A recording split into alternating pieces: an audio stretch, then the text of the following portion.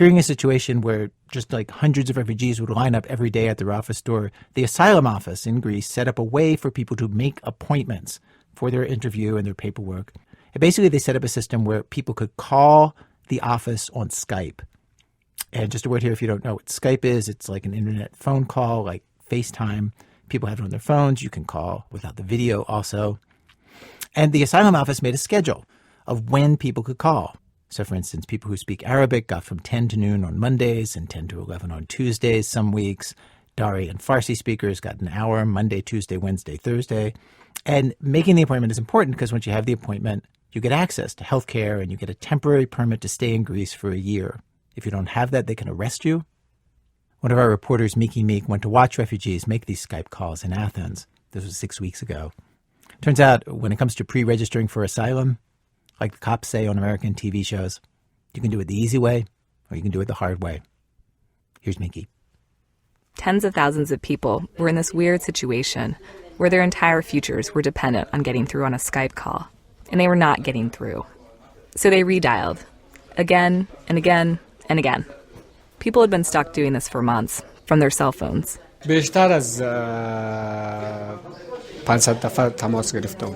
I've been trying probably more than 500 times. This is Hassan Haydari, 22 years old and from Afghanistan. He told me he left after his parents got blown up by a roadside bomb. Like they couldn't find remains to bury. Like they were evaporated. And he got attacked by the Taliban.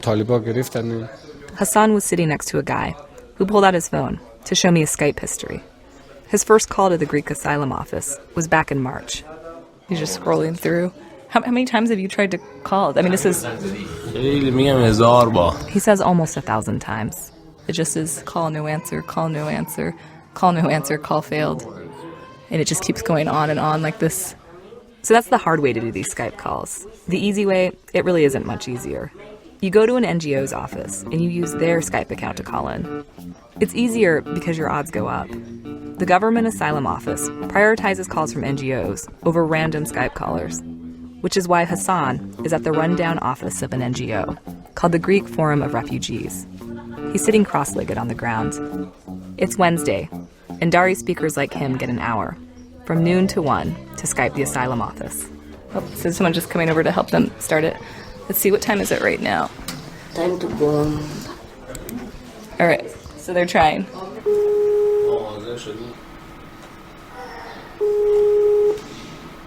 Hassan's sitting in front of an old laptop with a friend who brought him here, Awaz. And it's Awaz who grabs the mouse to reconnect.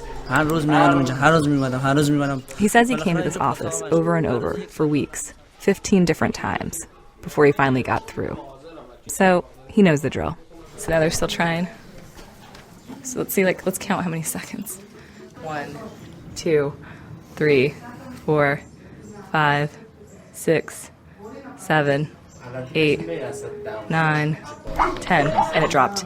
I mean, does this mean that you spent 15 hours of just letting it ringing and drop? Yes,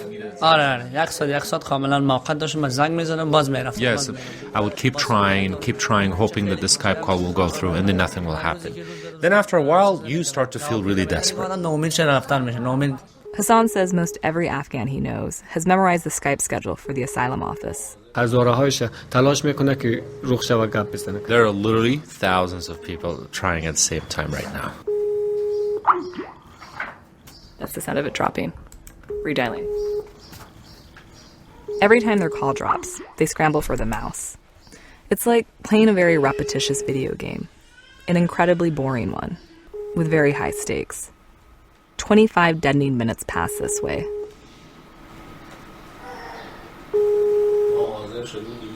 And then... Hello. You guys just got through. The asylum office picks up. A woman speaks to Hassan through an interpreter. She can see him through the computer camera, but he can't see her. She tells him, Sit back straight. Then she takes his photo and starts to put together his file. What's your name? She takes down all his bio information, then tells him to write down 5 numbers. Please write down this code. 18572. That's your registration number. Hassan's appointment at the asylum office would be in 3 weeks. All right, thank you, bye. Wait, I'm very, very happy. I'm very happy. Hassan jumps out of his chair and pumps his fist in the air. Awaz is smiling in disbelief. It's like crazy that I've been coming here for 15 days. I cried so much, and he's so lucky. He just got it on the first day. Hassan reaches over and grabs Awaz by the chin. I feel like, my friend, I like this guy a lot. I want to kiss him on the cheek and thank him for bringing me here, and that just because of it, it just worked out in the first day, in the first call. I mean, we should go for it. Just kiss him on the cheek. Wow. He just patted his head.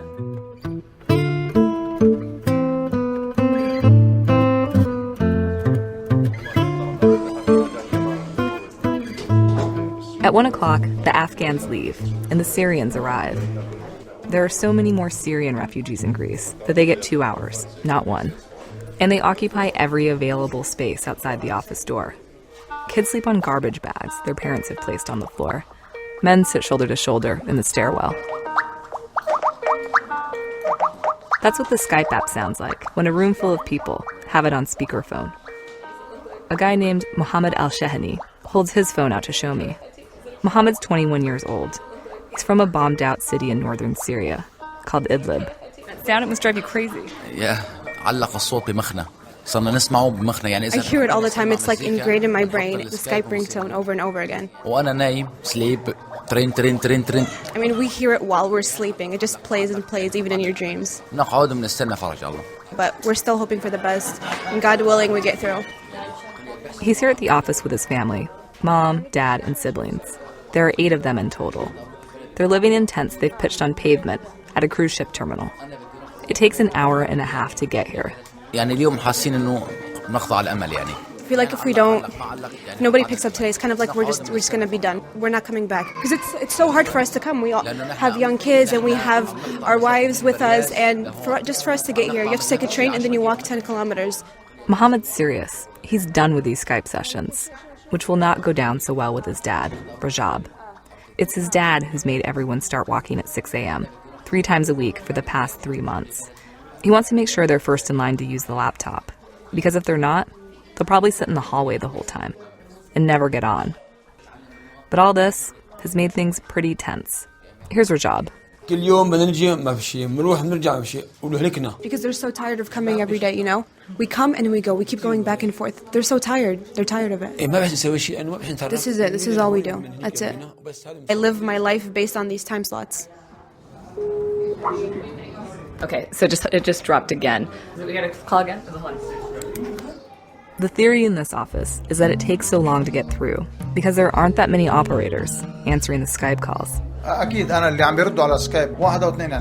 NGO employee next to Rajab says it might be just 1 or 2.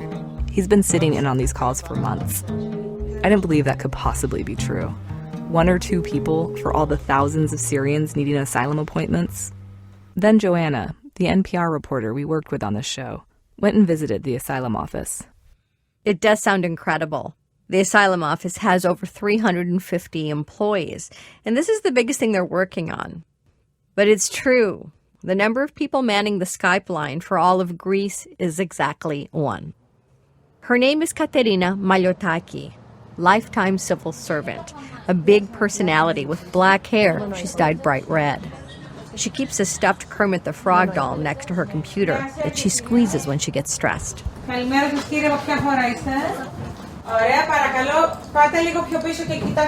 Hello, sir. How are you? Good morning. What country are you from? Great. Thank you. Katerina sits in a tiny little office where she can barely move, with an interpreter that's right next to her. Παίρνω τη μία κλίση μετά την άλλη χωρίς να αφήνω δευτερόλεπτο κενό. I take one call after another without leaving even half a minute gap in between. Without taking a breath, my hand automatically grabs the mouse. Για να σηκώσω την επόμενη κλίση. Δεν πρέπει να χάνετε καθόλου χρόνο. You can't waste any time because, as we know, there are tens of thousands of refugees. Everyone is waiting on you to answer the call, and you know that you can't possibly answer all of them. She picks up a call from a Syrian woman. She's in a little square on the right-hand side of the screen, wearing a peach headscarf. She tells her hello. Every time Katerina answers a call, she sits up straight and smiles, even though the refugees can't see her from their end. She tells her to look at the camera. Bravo. Wonderful. Thank you. The entire time she's processing the woman and her kids, the left side of Katerina's screen is filling up with a long line of flashing calls. Katerina estimates an irregular workday with calls in Farsi, Dari, French, Arabic, English. She'll only register about 100 people, maybe 12 an hour. That's the best she can do. So why is she the only one doing this job? Well, Greece is broke. The entire government has been on austerity for 6 years. There's no money to hire anyone else. And this agency is just 3 years old. It was never meant to handle such a big workload. The director told me they'd need to hire more than 1,000 people just to keep up. She said, sure, they could move more people to taking Skype calls, but that would just cut the number of people processing asylum applications. One way or another, it's going to be very, very slow. Katerina says sometimes refugees yell at her when she finally picks up their call. They want to know, why have I been calling for months? What's it like knowing that thousands of people are trying to reach you and you can only pick up a few calls at a time? Είναι πολύ βαρύ και στενάχωρο για μας. It feels heavy and worrisome for us. Because you do as much as you can, with all of your heart, your strength, your expertise. But whatever you do, even doing your best will always be just a drop in the ocean. Ξέρουμε ότι πάλι είναι ίσως μια κουκίδα στον ωκεανό. Ναι, και μας δημιουργεί και σε εμάς μια... So this big disappointment does come over us, because no one is satisfied.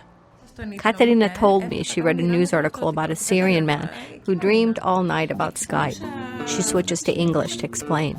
He was saying that every night he's dreaming, I'm trying to sleep and I see to my dreams that I'm calling on Skype.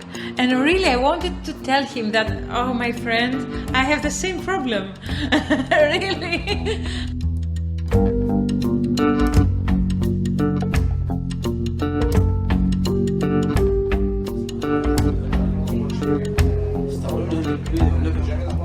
So we're back at the NGO office.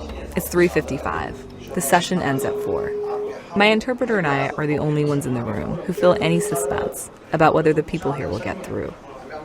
Rajab, the dad who dragged his whole family here, he just looks tired. He sits on a plastic lawn chair, staring at the computer screen. His son Mohammed, who told me if they don't get through today, he's never coming back, he's off in the waiting room, robotically redialing on Skype. No. 2 more minutes. 2 more minutes. 2 more minutes.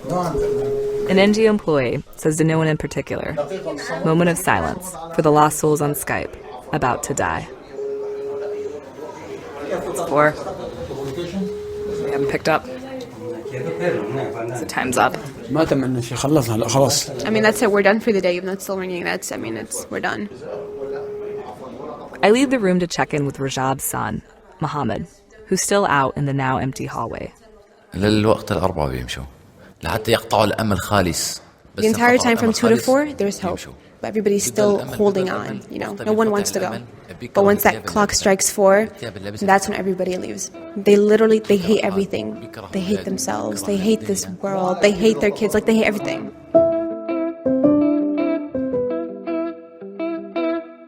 Does your dad know that you're not going to come back? No, he doesn't. Yeah, he doesn't know I don't want to come back. When are you going to tell your dad? Are you going to tell him today, or are you going to wait until he comes back for an appointment next week that you're not coming? No, I'm not going to tell him at all. Not going to show up next week?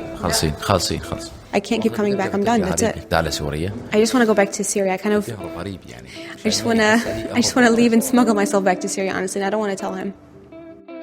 He didn't go back to Syria.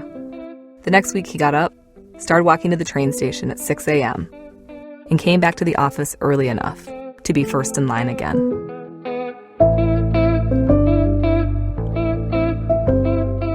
Mickey Meek. So because those Skype calls have been criticized, in the time since Mickey recorded those people who were calling in, the United Nations Refugee Agency, UNHCR, has started going to camps with the Greek government to pre-register hundreds of people at a time in person so they don't have to use Skype. And they've done tons of people this way, over 25,000 people. But the problem is these people were told when they do this, okay, you're pre-registered for asylum, but they weren't given an actual appointment. Like they weren't given a date to come in and be interviewed and start the asylum process. An NGO staffer told us that the government tells the refugees that they'll be texted sometime in the coming year with a date. And then after that, the asylum process itself that they're just applying for, right? That itself can take months. But that's just the delay that all these people face with the local bureaucracy in Greece. The next problem they have is, although the rest of Europe has officially agreed to let in these 57,000 people into their countries, they're not doing it. Only 2,681 have been relocated out of 57,000. It's totally stalled. Apparently the politics for any country to allow in refugees right now is too delicate to let these people in. Dimitris Vitsas, who's in charge of coordinating the refugee crisis in Greece, he's the Deputy Minister of Defense, he told me that Greece understands that these 57,000 people may not be going anywhere for a very long time. And when they finally do leave, given the situation in the world, others are probably going to show up to replace them. Our goal is to have ready over 60,000 places where we can host refugees and migrants in central Greece indefinitely moving forward for the coming years. Indefinitely. Now, short term, they hope to get 2/3 of the refugees, 40,000 people, out of tents and into little trailers that they call ISO boxes, which have AC and heat and proper kitchens and showers and bathrooms. They hope to do that by September, or anyway, before winter. They have money for this provided by the rest of Europe. The other roughly 20,000 refugees? Our goal is to have 20,000 people in houses and apartments by the end of September. This is not only better for the refugees than living in the camps, it's great for the Greeks because it puts money into the hands of Greek citizens. Basically, other European countries will pay Greek property owners to fix up and rent out rooms and apartments and houses to the refugees. The Greeks are also hoping to set up schools for refugee children by the end of September. I did talk to officials from the International Rescue Committee and UNHCR, and they applauded these ambitions, but they were deeply skeptical that Greece would actually make the goals for such large numbers of refugees. But this whole plan, that Greece is preparing for tens of thousands of refugees to be there for a long, long time, the refugees don't know it. The people and women in the camps really had no idea.